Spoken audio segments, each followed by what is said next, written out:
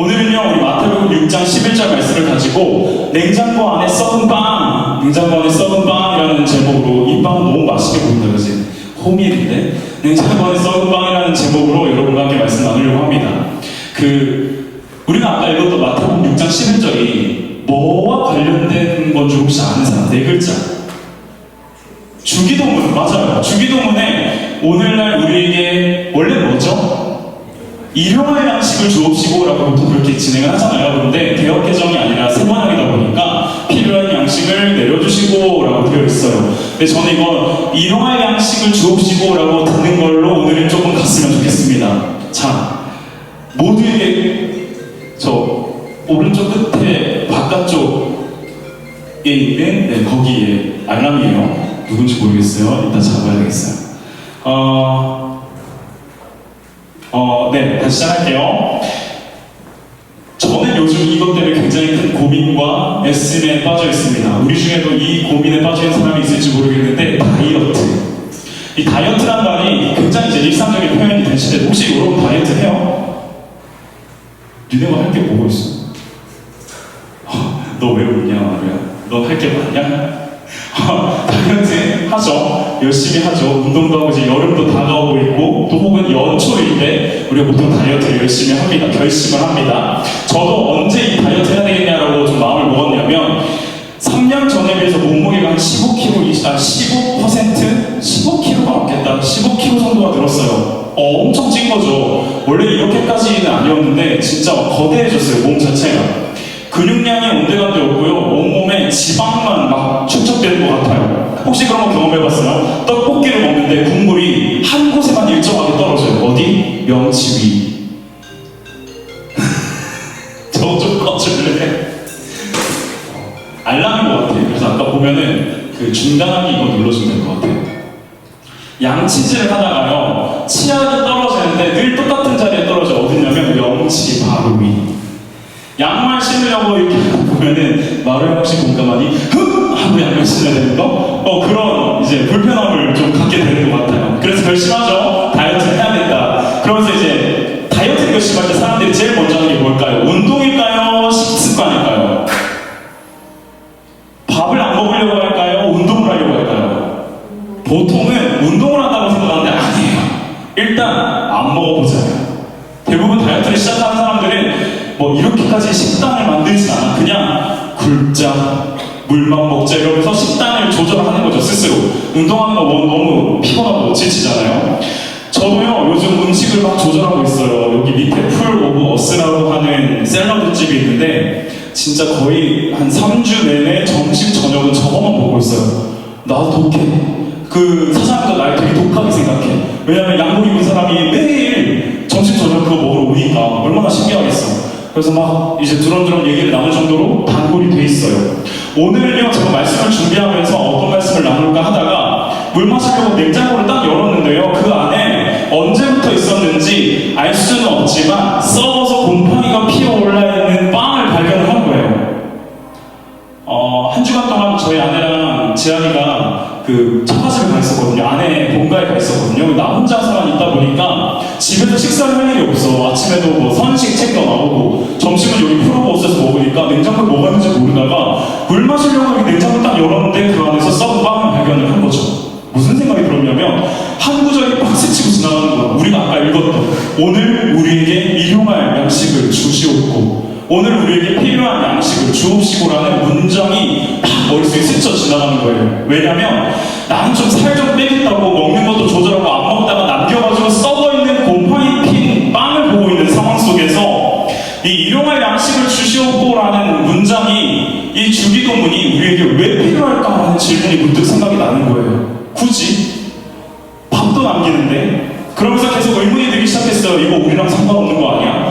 우리가 무슨 옛날 어른들처럼 보릿고개를 지나거나 그런 것도 아니잖아요. 저마다 다이어트 하겠다고 일용할 양식, 필요한 양식을 먹는 양은 점점 줄어가는데 하루 먹을 양식을 구하는 사람들이 우리 중에 얼마나 될까요? 여러분 기도할 때 하나님 내일은 제발 밥 먹을 수 있게 해주세요 기도하는 사람 있어요? 없잖아요. 없어요. 우리는 그런 시대에 살아가고 있지 않아서 이 기도가 의미가 없는 것처럼 보여요. 근데 주님께서 가르쳐주신 기도잖아요. 주님의 주기도문이니까. 그럼 너무 중요한 기도라는 거죠. 시대가 흘렀기 때문에 이 기도가 필요 없다라고 말할 수 없는 기도인 거였어요. 그러면서 이런 생각이 들었어요. 예수님은 왜 우리 시대와 동떨어진 일용할 양식을 주시옵고라는 기도문을 넣었을까라는 고민이 생겼고요. 냉장고 안에 썩은 빵을 보면서 이 구절에만 초점이 계속 맞춰지더라고요.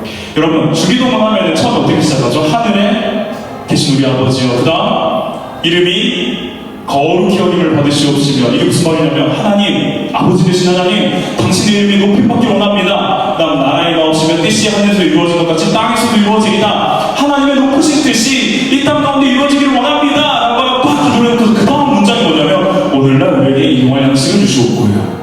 앞에서 엄청난 걸 얘기했어. 막 하늘에 계신 하나님, 당신의 뜻이 이 땅 가운데 이루어지기 원합니다 라고 하면서 제일 먼저 하나님에 대한 기도가 아니라 이제 우리를 향한 기도를 하는 첫 번째 문장이 오늘날 우리에게 일용할 양식을 주시옵고요. 하나님을 향한 어마어마한 찬양과 영광을 드높이는 기도는 다음에 바로 붙는 한 문장이 뭐냐면요, 매일 먹을 밥 좀 주세요라는 구절이에요. 격이 좀 떨어진 것 같지 않아요? 나 격 떨어진다고 생각했어요, 처음에. 왜 하나님을 향한, 주님께서는 하나님을 향한 기도 다음 구절에 우리를 향한 첫 구절로서 밥 달라고 하는 기도를 적었을까? 이게 그만큼 중요한 걸까? 라는 궁금증으로 오늘 말씀을 한번 나눠보고자 합니다.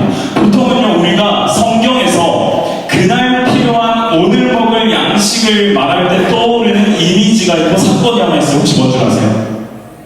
매일매일 먹어야 하는 거. 떠오르는 이미지 없어요? 구약시대로. 자, 힌트. 애굽에서 빠져나온 사람들에게 매일 뭐가 나와. 하늘에서 뭐가 막 떨어져. 뭐야? 여기까지 얘기했어. 니 다 알면서 얘기 안 할래? 만나 알죠? 만나 관련된 구절이 하나 있어요. 지금 모든 귀가 저기 있는 거 아니죠? 청년들 지금 노래 부르는 거 좀 들읍시다. 잘 못 부르네. 아까보다 못하네. 자, 출애굽기 14장 6절 4절 말씀, 16장 4절 말씀이에요. 제가 읽을게요. 주님께서 모세에게 말씀하셨다. 너희가 먹을 것을 하늘에서 비처럼 내려줄 테니 백성이 날마다 나가서 그날 먹을 만큼만 거두어 드리게 해라. 이렇게 하여 그들이 나의 지시를 따르는지 안 따르는지 시험해 보겠다라고 하나님께서 모세에게 명령하셨어요. 애굽을 나와서 가나안 땅으로 향하는 여정을 가고 있는 이스라엘 백성들인데요, 그들이 하나님과 모세에게 불평을 하기 시작했어요. 배고파 죽겠습니다. 왜 여기까지 끌고 나왔습니까? 광야에서 우리 굶어 죽이려고 그러는 거냐? 애굽에서 우리가 이집트에서 노예 생활할 때는 내가 먹고 싶을 때 밥도 먹을 수 있었고 고기도 먹을 수 있었습니다. 근데 지금은 아무것도 이 광야에서 주어진 게 없잖아요 라고 불평을 막 쏟아내고 있었어요. 그때 하나님께서 모세를 불러서 이렇게 얘기를 하시는 거예요. 봐, 내가 내일부터 매일같이 하늘에서 비같이 양식을 먹을 거를 내려다 줄 거야. 너희는 매일 나가서 그 일용할 양식을 거둬야 돼. 그런데 하나님께서 또 이렇게 말씀하세요. 내가 매일 만나를 줄 테니까 너희에게 하루에 필요한 양 그날 먹을 만큼만 거두어라. 만약 남겨두면 어떻게 된다? 어떻게 될까요? 썩는다. 남기면 썩는다 라고 얘기를 하죠. 그런데 인간의 욕심은 끝이 없고 그 어리석음을 반복합니다. 16장 19절에서 20절 말씀인데 우리 짧은 구절이니까 한 목소리로 함께 읽어봅시다. 모세가 시작. 모세가 그들에게 아무도 아침까지 그것을 남겨두지 말라고 하였다. 그런데 어떤 사람들은 모세의 말을 듣지 않고 아침까지 그것을 남겨두었다. 그랬더니 남겨둔 것에는 벌레가 생기고 악취가 풍겼다. 모세가 그들에게 몹시 화를 내었다. 아멘. 한 번만 생각해봅시다. 딱 한 번만 생각해봐요. 왜 하나님께서는 만나를 허락하실 때 좀 편하게, 자, 월요일이다, 일주일 분량의 만나를 준비하자 그러면서 일주일 분량 걷어드리고, 혹은 자, 한 달 분량의 만나를 챙기자, 한 달 분량의 만나를 챙기도록 하지 않고 하루하루 만나를 챙기도록 했을까요? 귀찮게 하려고 했을까요? 왜 그렇게 했을까요? 한 달 정도 이렇게 양식을 비축하면 우리 마음에 어떤 마음이 드냐면, 저도 그랬을 것 같아요. 내일에 대한 걱정이 없겠죠. 내일 먹을 거 있으니까. 근데 매일매일 걱정이 되는 거예요. 오늘 먹을 양식 딱 먹었다 치면 이제 먹을 게 없잖아요. 그러면 걱정이 되는 거예요. 내일도 또 내릴까? 또 그 다음 주도, 그 다음 날도, 내일도 또 만나가 내릴까? 계속 걱정이 되겠죠. 그런데 왜 하나님은 우리가 그런 걱정할 거, 이스라엘 백성들이 그런 걱정할 거를 아시면서도 좀 귀찮게 매일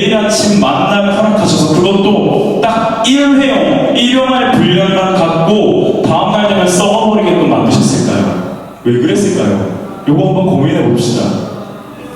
우리가 오해하기 쉬운 게 하나 있어요. 뭐냐면 출애굽기 16장에만 이 만나 사건이 기록된 게 아니에요. 출애굽했을 요 타임에 한 몇 달만 하나님이 만나를 주신 게 아니었어요. 이스라엘 백성들이 가나안 땅 안에 들어가서 그 땅의 농작물을 먹기까지 광야에서 지낸 40년 동안 매일같이 내린 게 만나였어요. 그걸 어떻게 증명하냐면 여호수아서 5장 12절이 말해요. 이 땅의 소출을 먹은 다음 날부터 만나가 그쳐서 이스라엘 자손은 더 이상 만나를 얻지 못하였다. 그들은 그 해에 가나안 땅에서 나는 것을 먹었다. 가나안 땅에 40년 만에 들어가서 그 땅에 있는 음식을 먹고 나니까 그 뒤로는 이제 만나가 안 내리는 거야. 40년 동안 매일같이 내렸다는 거예요. 물론 안식일에는 안 내렸죠. 다만 이제 어쨌든 토요일날 이틀분으로 챙겼다니까 매일이라고 생각을 해봅시다. 자, 여러분 1년에 365일 잡고서 계산해보니까 14,600일 동안 매일같이 만나가 내렸대요. 이스라엘 백성들은 무슨 생각했을 것 같아요? 매일매일 내리는 만나를 보면서 저는 아마 이렇게 생각했을 것 같아요. 이거 하루라도 안 내리면 우리는 그날로 쫄쫄 굶는 거구나.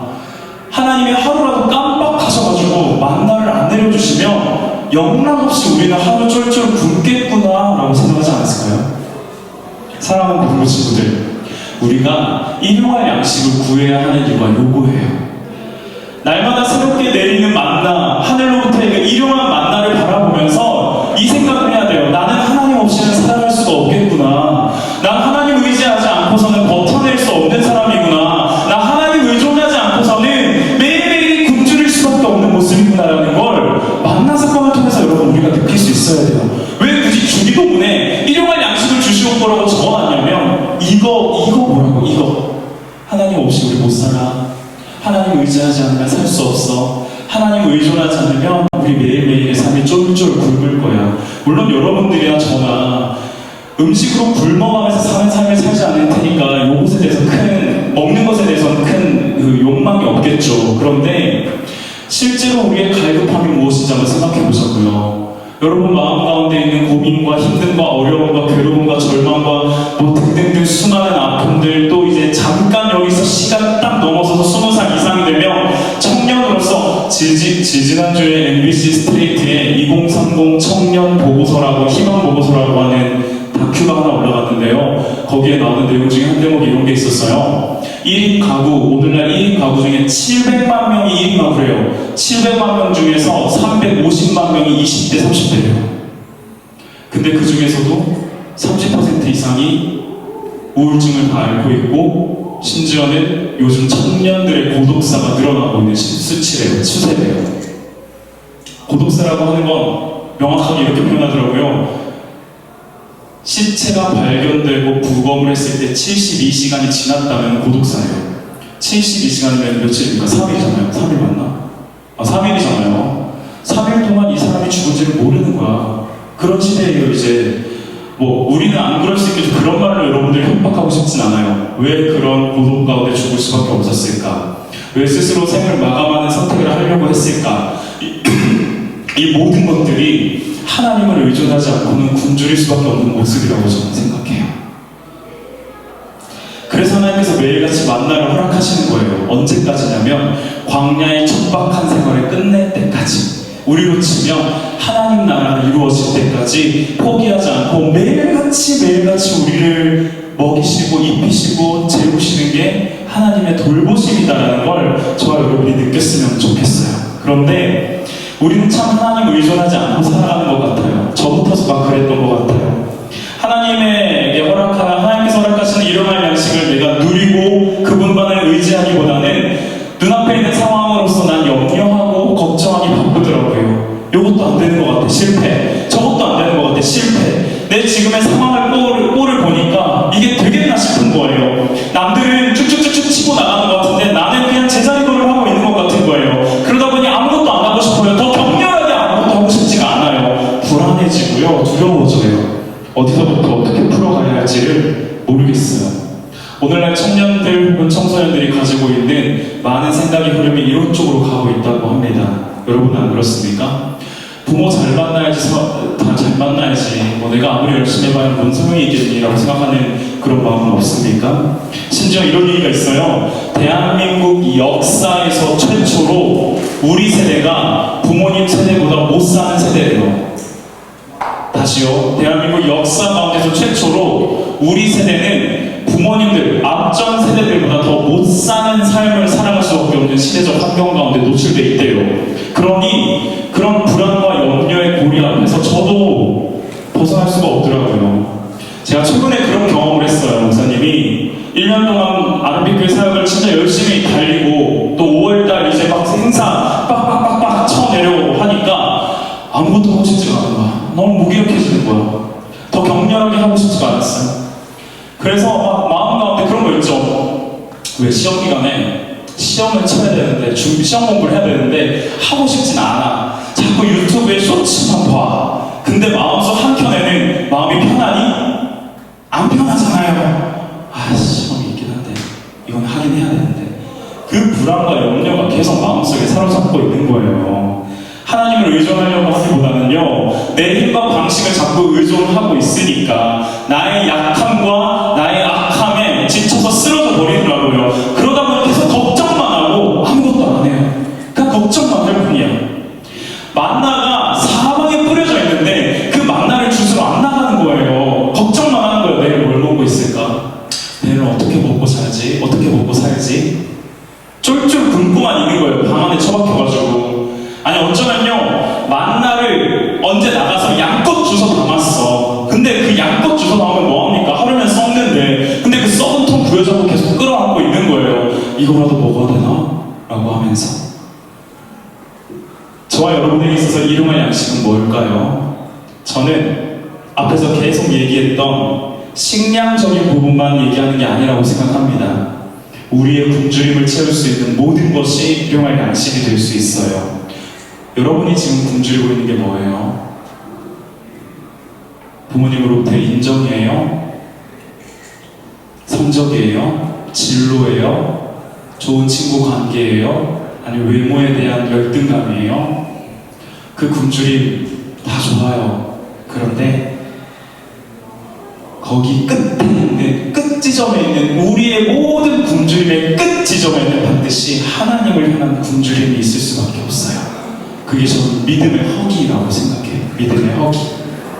그 여파들, 믿음의 허기를 느끼다 보니까 의존할 분을 의존하지 못하고 있다 보니까 자꾸 흔들리는 거예요. 우리 상황 앞에서 자꾸 내가 막 바람에 흔들리는, 나는 겨와 같이 막 흔들흔들거리는 걸 경험하게 되는 거죠. 그런데도 어리석게도 우리는 그 흔들림의 원인을 자꾸 다른 데서 찾으려고 해요. 하나님이 없음으로 인해서 흔들리는 건데 하나님이 아닌 것으로 자꾸 내 마음과 몸을 채우려고만 하는 거예요.